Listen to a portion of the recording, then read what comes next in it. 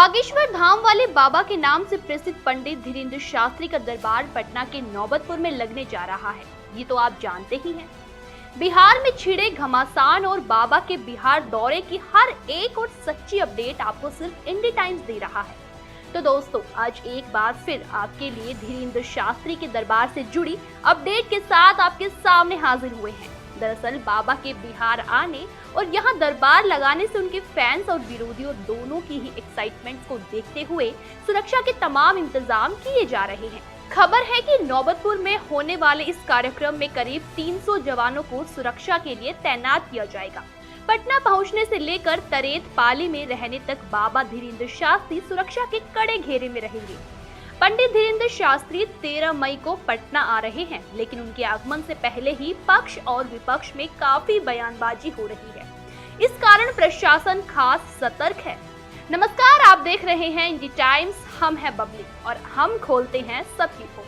आने से पहले बाबा बागेश्वर धीरेन्द्र शास्त्री ने कर दिया साफ। बाबा ने बिहार आने से पहले एक प्रेस कॉन्फ्रेंस की और खूब बोले अपने विवाद पर।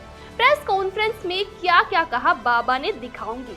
इसके अलावा आपको नौबतपुर के एक प्रसिद्ध राम और जानकी जी के मंदिर के दर्शन भी कराऊंगी। जिस तरेत मठ में बाबा का दिव्य दरबार लगने वाला है, उसका सनातन धर्मावलंबियों में बड़ा महत्व है और ये भी बताएंगे कि आखिर बाबा का दरबार इस मठ में ही क्यों लग रहा है और क्या खासियत है जिसके लिए इस मठ को ही चुना गया है।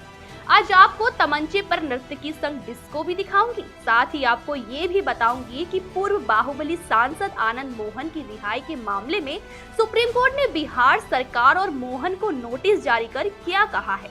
इस बात की भी चर्चा करेंगे कि चिराग पासवान ने क्यों ऐसा कहा कि जो मुख्यमंत्री प्रदेश को एकजुट नहीं रख पाए, वो आज विपक्ष को एकजुट करने की बात करते हैं। आप पहले बाबा को सुनिए, फिर आगे की बात करेंगे। लेकिन उससे पहले एक रिक्वेस्ट है कि अगर आप पहली बार इंडी टाइम्स को देख रहे हैं तो तुरंत सब्सक्राइब कर लीजिए और बेल आइकन प्रेस कर दीजिएगा। काहे कि हम आपके लिए इतनी अच्छी अच्छी खबरें जो लाते हैं, कोई भी आपसे छूटने ना पाए। चलिए अब आज की खबरों की यात्रा शुरू करते हैं। सुनिए बागेश्वर बाबा को। ये सब राजनीतिक विषय बनाने की कोशिश की जाती है, लेकिन हम सबके हैं। जो भी हमारे पास आएगा हम सबका स्वागत करेंगे। ना तो हम किसी पार्टी के हैं, ना हम किसी के फिक्स एजेंडे के हैं।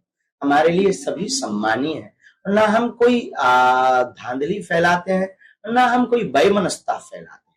हम केवल अपने पंथ, अपने धर्म, सनातनी हिंदुओं की एकता की बात करते हैं। और अपनी एकता की बात करना हमें लगता कि गुनाह नहीं है, और अपने इष्ट का प्रचार करना संविधान में भी है। अगर कोई विरोध कर रहा, हम भगवान से प्रार्थना करेंगे, भगवान सब पर कृपा करें। हमारे भी वो अपने हैं जो विरोध कर रहे हैं, जो हमारे साथ हैं वो भी अपने हैं, हमारा कोई भी। ऐसे लोगों को इसलिए आपत्ति हो सकती है कि शायद वो किसी अन्य मिशन में लगे। विरोधाभासिक मिशन जब होता है और व्यक्ति का पूर्ण होता दिखाई नहीं देता है, तो प्रायः तो वो इस प्रकार की गतिविधियां करते। पहले के जमाने में व्यक्ति माध्यम होता था, ईश्वर का प्रचार होता था। आज के जमाने में ईश्वर माध्यम है, व्यक्ति का प्रचार। और बजरंग बली के ऊपर बैन लगाना या बजरंग दल एक विचारधारा हो सकती है। विचारधारा में तरह तरह के लोग हो सकते हैं, लेकिन हनुमान जी के नाम पर बैन नहीं लगा सकते हैं आप हमारे राष्ट्र में। हमने तो महाराष्ट्र के ही वीर, महाराष्ट्र की ही धरोहर और समूचे भारत वर्ष की शान छत्रपति वीर शिवाजी महाराज का जो हिंदवी राज्य की स्थापना का संकल्प था, उस संकल्प को दोहराया है। उस संकल्प को हमने सिर्फ बताया है कि भारत के हिंदू, अगर तुम भूल गए हो तो बस अब जग जाओ। जो पूर्व काल में, पूर्व समय में हिंदवी राज्य की स्थापना की बात हो रही थी, हमने उसे हिंदू राष्ट्र के साथ प्रस्तुत किया है। अब लोगों का काम है, हिंदुओं का काम है। हिंदुओं को अगर सुरक्षित रहना है, हिंदुओं को अगर संरक्षित रहना है, सनातन को और आगे तक बढ़ाना है, तो हिंदू राष्ट्र की घोषणा करवाएंगे। नहीं तो साधु तो अपना काम करता हुआ चला जाए। बिहार के बाहुबली नेता आनंद मोहन की रिहाई का मामला थमता नहीं दिख रहा। आनंद मोहन की रिहाई के खिलाफ आईएएस अधिकारी जी कृष्णैया की पत्नी की याचिका पर सोमवार को सुप्रीम कोर्ट में सुनवाई की गई। सुनवाई के दौरान सुप्रीम कोर्ट ने अर्जी पर सुनवाई करते हुए बिहार सरकार और आनंद मोहन को नोटिस जारी कर दिया है। साथ ही सुप्रीम कोर्ट ने सभी पक्षों को नोटिस जारी किया है। आपको ये भी बता देते हैं कि सुप्रीम कोर्ट ने बिहार सरकार और केंद्र सरकार के साथ साथ आनंद मोहन को नोटिस जारी कर 2 हफ्ते के भीतर जवाब मांगा है। बिहार सरकार से रिहाई के पूरी प्रक्रिया का रिकॉर्ड भी सुप्रीम कोर्ट ने मांगा है। जब से आनंद मोहन को रिहा किया गया है तब से ही बिहार की सियासत लगातार गरमाई हुई है। कोर्ट के फैसले पर प्रतिक्रिया देते हुए उनकी पत्नी उमा ने खुशी का इजहार भी किया है। उन्होंने कहा कि उम्मीद है उन्हें माननीय न्यायालय से न्याय मिलेगा। हम लोग बहुत खुश है, सुप्रीम कोर्ट ने पॉजिटिवली रिस्पॉन्ड किया है। हम लोग जो पिटीशन फाइल किया था, बिहार गवर्नमेंट को नोटिस इश्यू किया है एंड अदर दूसरा लोगों को भी जो इसमें इन्वॉल्व हुआ है वो लोगों को भी नोटिस दे दिया गया है। और एक खुशी की बात है, 2 वीक्स में 2 हफ्ता में वो लोग रिस्पॉन्ड करना चाहिए। ये तो बहुत खुशी है। फिर 15 दिन के बाद तो पता चलेगा क्या होगा। तो वहीं दूसरी ओर विपक्षी एकता की मुहिम को धार देने के लिए मुख्यमंत्री नीतीश कुमार 10 मई को मुंबई जाएंगे। यहाँ वो शरद पवार और उद्धव ठाकरे से मुलाकात करेंगे। तो वहीं 9 मई को नीतीश और उड़ीसा के सीएम नवीन पटनायक की मुलाकात प्रस्तावित है। दोस्तों, ये थी कुछ राजनीतिक हलचल। अब जरा आपको आज के कुछ युवाओं की करामात दिखाते हैं। ये वीडियो देखिए। इसको कहते हैं तमंचे पर नर्तकी संग डिस्को। आरा में एक कार्यक्रम के दौरान नर्तकी के साथ पिस्तौल लेकर ठुमका लगाते और ताबड़तोड़ फायरिंग करते युवाओं का ये वीडियो सोशल मीडिया पर वायरल हो रहा है। भोजपुर एसपी ने बताया कि संबंधित थाने में मामला दर्ज कर कानूनी कार्रवाई की जा रही है। चलिए अब चिराग पासवान जी के पास चलते हैं।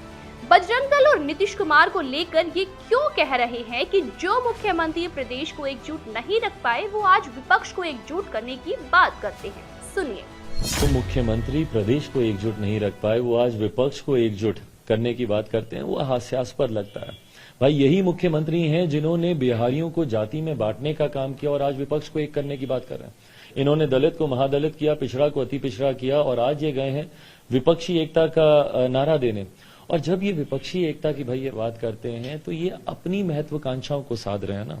ये विपक्षी एकता की बात बिहारियों के लिए तो नहीं कर रहे, ये अपनी महत्वाकांक्षा के लिए अर्जी ले लेके दरवाजे दरवाजे जा रहे हैं। और उसमें से कुछ दरवाजे ऐसे हैं जहां पर बिहारियों को भी अपमानित किया गया। सिर्फ और सिर्फ नाम लेने के लिए किसी संगठन का नाम उछाल देना, मुझे नहीं पता या शायद मेरी जानकारी में नहीं है। मैंने कभी नहीं देखा कि भाई बजरंग दल के द्वारा कोई ऐसी गतिविधियां की हों या कुछ ऐसे असामाजिक कार्य किए गए हों जिसकी तुलना आप सीधा पीएफआई से करके आप बोल रहे हैं कि भाई वो बैन हो रहा है, हम इसको भी हम बैन करेंगे।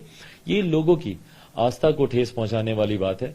इन तमाम बातों से मुझे लगता है परहेज किया जा सकता था। अब बात लालू यादव जी की कर लेते हैं। उसके बाद आपको नौबतपुर के तरेत पाली मठ में ले चलेंगे, लेकिन पहले लालू जी के साले साहिब की बात कर लेते हैं। खबर है कि पटना जिले के बिहटा थाने में आरजेडी सुप्रीमो लालू प्रसाद यादव के छोटे साले और पूर्व सांसद सुभाष यादव समेत 7 लोगों पर केस दर्ज किया गया है। यादव सहित अन्य पर रंगदारी, अपहरण और जमीन पर कब्जा करने का मामला दर्ज हुआ है। रिपोर्ट में सुभाष यादव सहित उनकी पत्नी और बेटे भी शामिल हैं। इस मामले की जानकारी देते हुए बिहटा थाने के थाना अध्यक्ष प्रमोद कुमार ने बताया कि भीम वर्मा नाम के एक युवक ने ये आवेदन किया है। क्या है पूरा मामला, सुनिए खुद भीम वर्मा की जुबानी। गोली मरवाने का धमकी आ रहा है और हम पे अटैक भी हो चुका है। गांव कहीं अरुण कुमार अटैक किया था। फर्जीवाड़ा करके जो सुभाष यादव है वो पैसा लिया। जी सर, फर्जीवाड़ा करके ही हमसे पैसा लिया था। अभी आप थाने में क्यों आए? थाने में आए एफआईआर के लिए। मुख्यमंत्री जी से मिले थे, उसके बाद डीएम सर को भेजे, डीएम सर एसपी सर को भेजे, तो कार्रवाई और जांच करके रिपोर्ट भेजा गया था। उसके बाद में डीएम सर से मिले, उसके बाद एसपी सर को भेजे और आज कल 4 तारीख को ही एफआईआर दर्ज हुआ है। एफआईआर दर्ज हुआ है और इस कांड का अनुसंधान किया जा रहा है। कितने लोग आरोपी इसमें बनाए गए हैं? कुल 7 लोगों को आरोपी बनाया गया है और उसमें जांच में जो बात आएगी वो की जाएगी। माननीय मुख्यमंत्री जी के जनता दरबार में भी गए थे और वहाँ से भी कुछ निर्देश प्राप्त हुआ था और उसी के अनुसार इनका कुछ निर्देश प्राप्त हुआ, तो उसमें जो लीगल चीज है वो हम लोग इसमें कर। बागेश्वर धाम वाले बाबा पंडित धीरेन्द्र शास्त्री का भव्य दरबार राजधानी पटना के नौबतपुर स्थित तरेत पाली गांव में लगने वाला है, जिसको लेकर तरेत पाली गांव के जमीन में भव्य पंडाल बनाया जा रहा है। 6 लाख स्क्वायर फीट के 3 बड़े भव्य पंडाल बनाए जा रहे हैं। लेकिन क्या आप जानते हैं कि तरेत पाली मठ का इतिहास सैकड़ों साल पुराना है। जी हाँ, इस गांव को सनातनी परंपराओं के लिए जाना जाता है। यहाँ के मठ में बच्चे पढ़ाई भी करते हैं। यहाँ के निवासी नटवर कहते हैं कि इस मठ का इतिहास बहुत पुराना है और हमारा सौभाग्य है कि हमारे गांव, हमारे मठ में बाबा बागेश्वर पधार रहे हैं। इस मठ की बहुत मान्यताएं हैं। यहाँ राम और जानकी जी का मंदिर है, जहाँ दोनों वनवास अवस्था में मौजूद है। राम जानकी का ऐसा मंदिर पूरे देश में कहीं नहीं है। आज से 4 से 5 दिन बाद बाबा का दरबार लगना है और बाबा का दरबार यही लगना है। इस मठ की क्या खासियत है और आखिर बाबा का दरबार इस मठ में ही क्यों लग रहा है, ये जानिए यहाँ के एक शिष्य और निवासी नटवर जी से। तरेत पाली मठ जो है अपने आप में एक बहुत बड़ा गौरवशाली और इतिहास रखता है। हमारे यहाँ क्योंकि वैष्णव धर्म का उत्तर भारत का सबसे बड़ा मठ है, यहाँ पे संस्कृति सभ्यता के आधार पर वेद की पढ़ाई, संस्कृत की पढ़ाई और अन्य विषय की पढ़ाई, ज्योतिष की पढ़ाई की जाती है। और इस मठ का स्थापना 1856 में स्वामी राजेंद्राचार्य जी महाराज जी के द्वारा किया गया था। इसका मुख्य उद्देश्य लोगों, गरीब गुरबा एवं कमज़ोर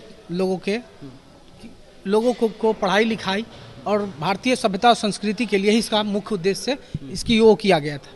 और अपने से बहुत ज़्यादा सहयोग करने के लिए लोग उत्सुक है।